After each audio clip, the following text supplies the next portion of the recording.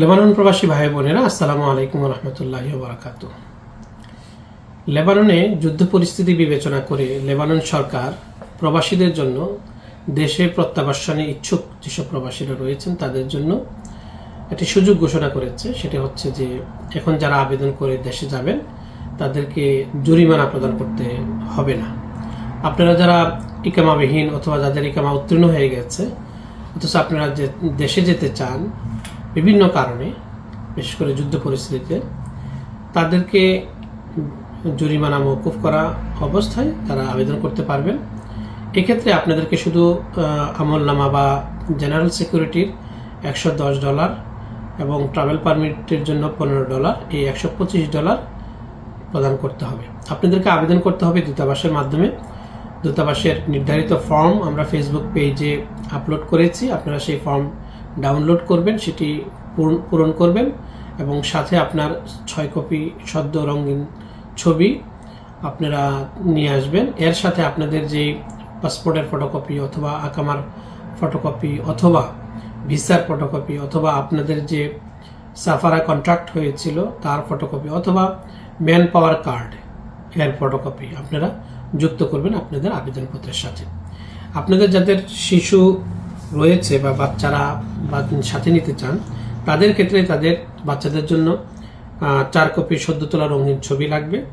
মুক্তার প্রদত্ত জন্ম সনদের কপি সংযুক্ত করতে হবে। সনদের ইংরেজি কপিও থাকতে হবে।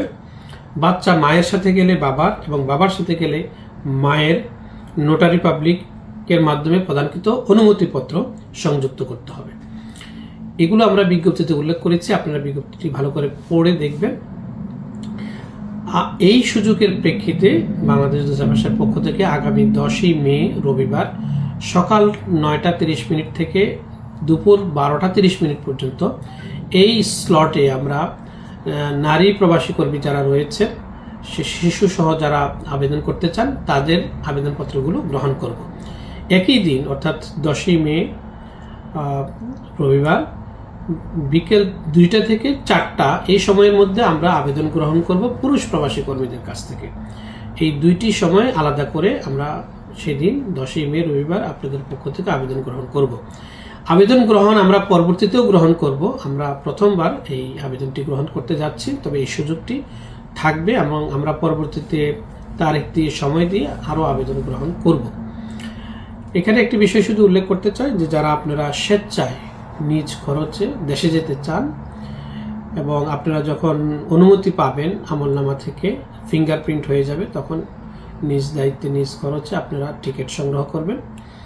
আমরা দূতাবাসের পক্ষ থেকে পুরো বিষয়টি আপনাদেরকে সহযোগিতা করব, দিক নির্দেশনা দিব। আপনারা যারা আগ্রহী এই সুযোগটি গ্রহণ করতে পারেন। আপনাদের জরিমানা লাগবে না। মূলত এই ঘোষণাটি এই দেশের সরকার দিয়েছে যে যারা এই যুদ্ধাবস্থায় আপনারা দেশে যেতে চান প্রবাসী কর্মী, তাদের ইকামা নাই, কাগজপত্র নাই, মানে পাসপোর্টের ফটোকপি আছে শুধু অথবা ইকামার ফটোকপি আছে, এগুলো দিয়ে আপনারা আবেদন করে দেশে যেতে পারবেন। সবাই ভালো থাকবেন, সুস্থ থাকবেন। আসসালামু আলাইকুম রহমতুল্লাহি ওয়া বারাকাতুহু।